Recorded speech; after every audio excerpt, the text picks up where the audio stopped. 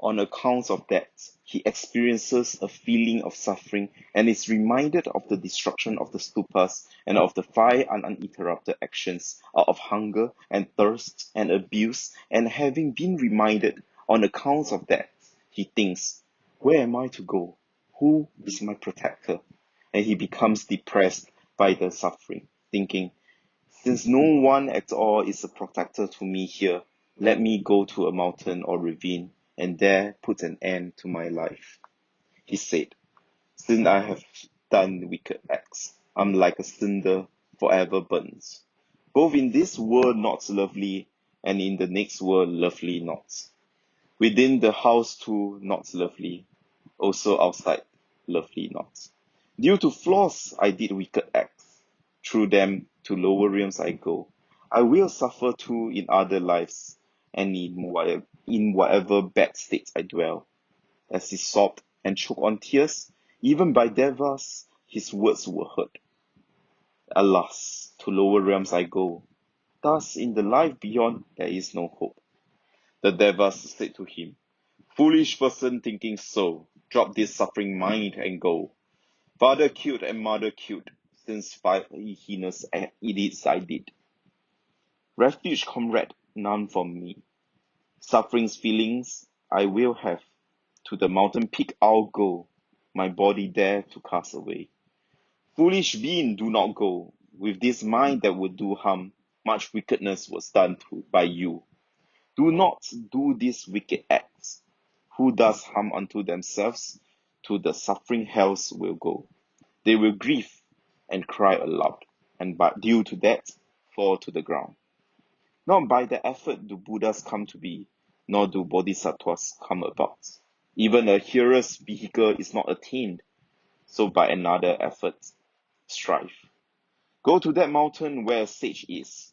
Having gone and seen the magnanimous sage, at his feet he paid homage with his head. Holy being, be a refuge for me. I'm so oppressed by fears, by woes. Essence of beings, sage, please hear my words. Please sit and make an opportunity for thought. Explain virtuous Dharma for even just an instant. Since I'm oppressed by terror and pain, please sit just for a short while. Let me confess the many wicked deeds I've done. May the sage please speak to me. The sage said, weeping in sorrow and overcome with grief. You are afflicted by hungers and thirst, traveling in the 3 worlds in despair. Therefore eat the food I give. In order to satisfy the body, the sage gave food. After eating this delightful, tasty food, a being will feel extreme joy. The Dharma that purifies all wickedness, later I will explain to you. Then in one instance, he ate that delicious food of his. Having eaten, he washed his hands and circumambulated the sage. As he sat with his legs crossed, whatever he'd done that was wrong, he told. Father killed and mother killed, and stupa destruction I have done. I blocked a bodhisattva in his pursuit of enlightenment. When he heard these words of his, the sage then spoke these words. Since you have done wicked acts, O mind, you are not virtuous. Make a confession of the wicked acts that you have done or ordered done. At that time, at that moment, he was pierced with agonizing pains and became distressed with terror.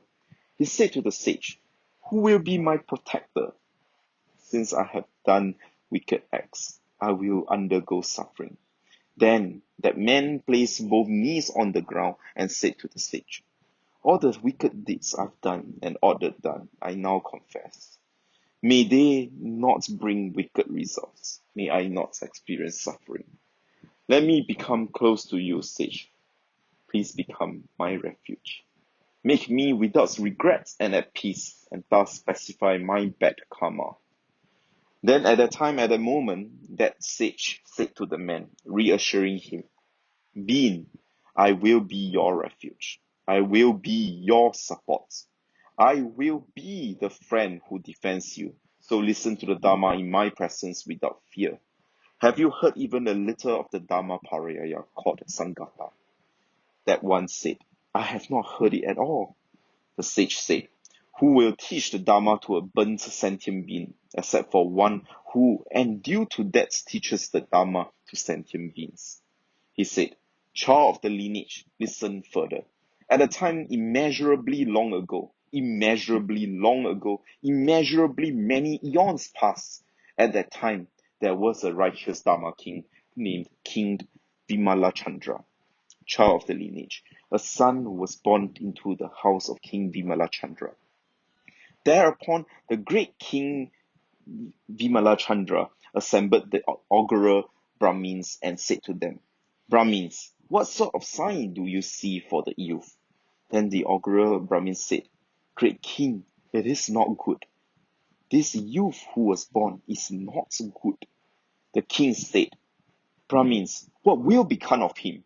The augur said, King, if he attains the age of 7 years, this youth will endanger the life of his mother and father. At that, the king spoke as follows, even if there may be an obstacle to my life, fair enough, but I will not kill this son of mine. It is very rare to attain birth as a human in this world. Therefore, I will not commit such harm to the body of any human. After that, the youth grew rapidly. Specifically, when he reached the age of 1 month, he had grown the amounts that others grow in 2 years. After that, the king Vimalachandra knew too that the youth had grown because of karma that the king himself had accumulated. Then the king gave his kingdom to that youth and spoke as follows. May you become a king well renowned and with a vast dominion. Rule righteously with Dharma, not by what is not Dharma. Then, having granted him the kingdom, he bestowed on him the title king, and King Vimalachandra acts no more as king of his own land. Then the million ministers proceeded to the place where King Vimalachandra was, and having reached there, they spoke to King Vimalachandra as follows. O great king, why is it that you are not now acting as king of your own land? The king said, for immeasurably many eons, although I have ruled as one having kingdoms, wealth, and power, I have never had enough. And at that moment, before much time had passed, that child took the life of his father and mother, and therein he accumulated the karma of the uninterrupted actions. O being, I also remember the time when the suffering feelings arose for that king, and he felt regret and sobbed, choking on tears, and I generated a mind of great compassion for him. Having gone there, I taught the Dharma. And when he too heard that Dharma, those uninterrupted actions were quickly purified without any remainder. He said, those great ascetics who hear the Sanghata Dharmaparyaya, the king of sutras, will attain the unsurpassed source of Dharma, the purification of all wickedness and the pacification of all that is delusional. The Dharma that swiftly sets you free, I shall explain. So listen well. If just a single 4-line verse is explained in a continuous stream, all wickedness will be purified, and stream entry will be attained. From all wickedness, one is released. With this solemn utterance, suffering beings are completely freed from the bondage of the fear of hell. Then the man rose from his seat, placed his palms together as he prostrated to him with head bent down. He approved by saying, Excellent. Excellent, virtuous friends. Excellent. Those who teach the great method, the Sanghata Sutra, which destroys wickedness. And also for those who hear it, excellent. Then at that moment, from in the middle of the space above, 12,000 Devasans placed their palms together and came before the stage. They prostrated at his feet and said, Blessed One, great ascetic, for how long back do you cognize? Likewise, 4 million Naga kings came and 18,000 Yaksha kings came. After placing their palms together and bowing down to the sage, they said, Great One, for how long back do you cognize? The sage said, for hundreds of thousands of myriad, millions of countless eons. They said, by which virtuous karma will this bad karma be completely pacified in an instant? He said, by hearing the Sanghata Dharmaparyaya from among the sentient beings who have gathered here. All those who have faith upon hearing this Dharmaparyaya are predicted to unsurpassed, perfect, and complete enlightenment. If those persons who have committed the 5 uninterrupted actions even just hear this Dharmaparyaya called Sanghata, they will completely exhaust and completely purify their karma of the 5 uninterrupted actions, instantly and entirely. For countless hundreds of thousands of myriad, millions of eons, the doors to the lower realms will be closed. The 32 doors to the Deva's world will be opened. If that is how the roots of virtue of one who also hears even so much as just a 4-line verse from this Sanghata Dharmaparyaya will become, what need is there to speak of one who shows it respect with flowers, incense, fragrance, garlands, lotions, powders, robes, canopies, banners, and pennants, and who venerates it, makes drawings, makes offerings, joins together cymbals and musical instruments, and rejoices afterward one time, approving by saying, well said, excellent, excellent.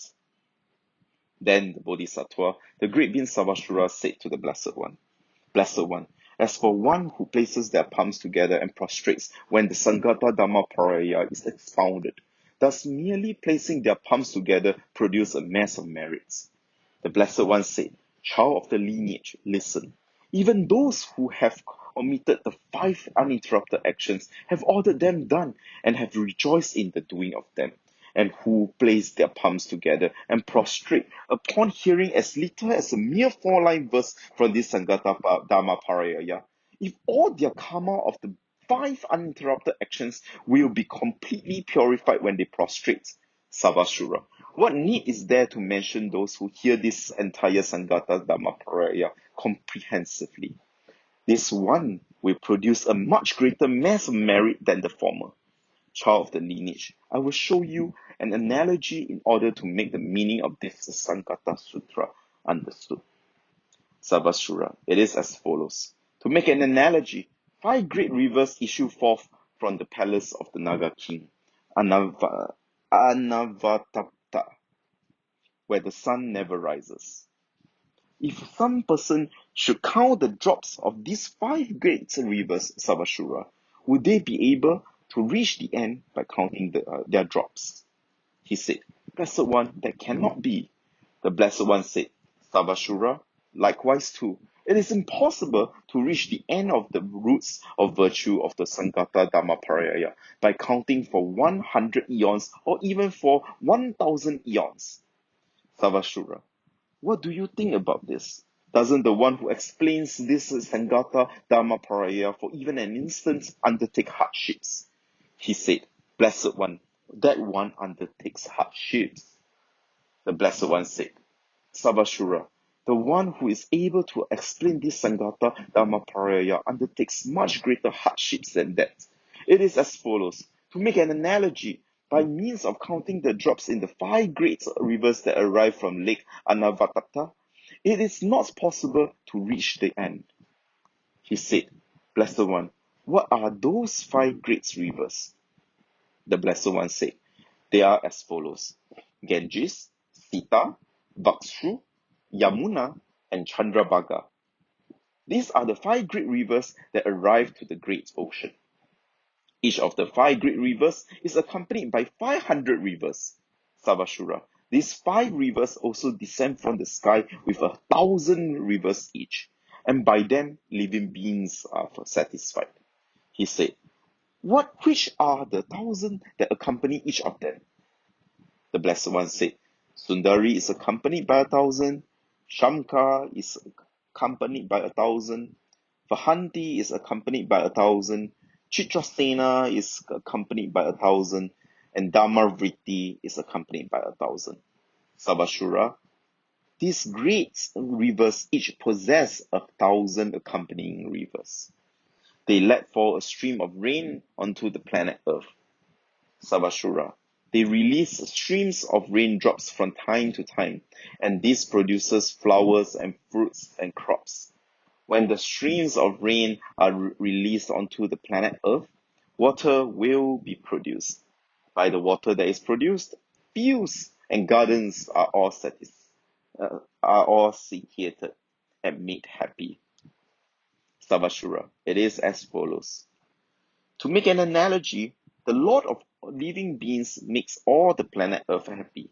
Likewise, Savashura, this Sanghata Dharmaparyaya is explained on earth for the benefit of many beings and for the happiness of many beings. The lifespan of humans is not like the lifespan of the devas of the 33. If you should ask who are the devas of the 33, Savashura, those who dwell where Indra, the lord of the devas, dwells, are called the 33. Savashura, there are also sentient beings who engage in good verbal conduct, and it is impossible to make an analogy for their mass of merit too. There are also sentient beings who engage in faulty verbal conducts, and it is impossible to make an analogy for their hell and animal rebirths. Those sentient beings who come to experience the sufferings of hell beings, animals, and pretas have no refuge whatsoever. Their hopes having been dashed there, they lament and fall into hells. They should be seen as under the power of non-virtuous friends. And those sentient beings who engage in good verbal conduct and for whose mass of merit it is impossible to make an analogy, they should be seen as under the power of virtuous friends. When one sees a virtuous friend, a Tathagata is seen. When one sees a Tathagata, all one's wickedness is purified. When the Lord of Beings causes joy on earth, it will be impossible to make an analogy for the happiness of the sentient beings on earth. Savashura, likewise, this Sanghata Dharmaparyaya too performs the functions of a Buddha for the sentient beings of the planet Earth. Anyone who has not heard the Sanghata Dharmaparyaya is unable to be completely enlightened in the unsurpassed, perfect, and complete enlightenment. They are unable to turn the wheel of Dharma. They are unable to beat the gong of the Dharma. They are unable to sit on the lion throne of the Dharma. They are unable to enter the sphere of nirvana. They are unable to illuminate with countless light rays. Savashura. Likewise, those who have not heard this Sanghata Dharmaparyaya are also unable to sit in the heart of enlightenment. Savashura said, Blessed One, may I ask about a certain wonder? Sugata, may I ask about a certain wonder? The Blessed One said, Savashura, ask whatever you wish, and I will clear away your doubts. He said, Who was that sage who liberated those sentient beings from the karma of the 5 uninterrupted actions, and then placed them one by one on the level of one who will never turn away? He said, The speech of Buddhas is profound. Savashura, listen to me. The Sanghata Sutra is a teacher manifesting in the form of a sage. The Sanghata manifests out of kindness, even bodies of Buddhas. As many grains of sand as the Ganges holds, in just that many forms it teaches. It teaches in the form of a Buddha. It teaches even the essence of Dharma. Who wishes to see a Buddha? Sanghata is equivalent to a Buddha. Wherever the Sanghata is, always there the Buddha is. The Blessed One said, Child of the lineage, listen. Savashura, at a time long past, 99 countless eons ago, there arose 12 million Buddhas. When the Tathagata Ratnotama arose, I became courageous in giving and honored 12 million Buddhas with the name of Chandra. I attended them with food, drink, fragrance, garlands, lotions, whatever pleased them, good meals, and everything required for their comfort. And having attended them thus, I recall attaining there a prediction of unsurpassed, perfect, and complete enlightenment. Savashura. I recall that though there arose 18 million Buddhas named Ratnavasa at that time too. Having becoming courageous in giving, I honored 18 million Tathagatas with the name of Gabasena, with fragrance, garlands, lotions, ornaments, and decorative attire, as was appropriate to each. And having done so, I attained thereto a prediction of unsurpassed, perfect, and complete enlightenment. Savashura. I recall 20 million Buddhas, and every one of those Tathagatas, Arahats, perfect and complete Buddhas, were named Shikisambhava. Savashura. I recall 20 million Buddhas, and every one of those Tathagatas, Arahats, perfect and complete Buddhas, was named Kashyapa. At that time too, having become courageous in giving, I revered the Tathagatas with fragrance, garlands, and lotions, and then I offered them reverential service in the way that service should be offered reverentially to Tathagatas. And there too I attained a prediction of unsurpassed, perfect, and complete enlightenment. Savashura. There arose 16 million Buddhas named Buddha Vimala Prabhasa, and at that time I was a rich head of household, with great wealth and possessions. Having renounced all possessions, I offered those 16 million Buddhas reverential service with offerings of sitting cloths, garments, fragrance, garlands, lotions, and blankets, just as reverential service should be offered to Tathagatas. And at that time, I attained a prediction of unsurpassed, perfect, and complete enlightenment. These two I remember, but the prediction's exact time had not yet arrived. Savashura listened. 95 million Buddhas arose in the world, and each and every one of those Tathagatas, Arhats, perfect and complete Buddhas, was named Shakyamuni. I at that time had become a righteous Dharma king and honored those 95 million Tathagatas named Shakyamuni with fragrance, garlands, lotions, sitting cloths, garments, incense, banners, and pennants. And at that very time, I attained a prediction of unsurpassed, perfect, and complete enlightenment. This I remember. Savashura.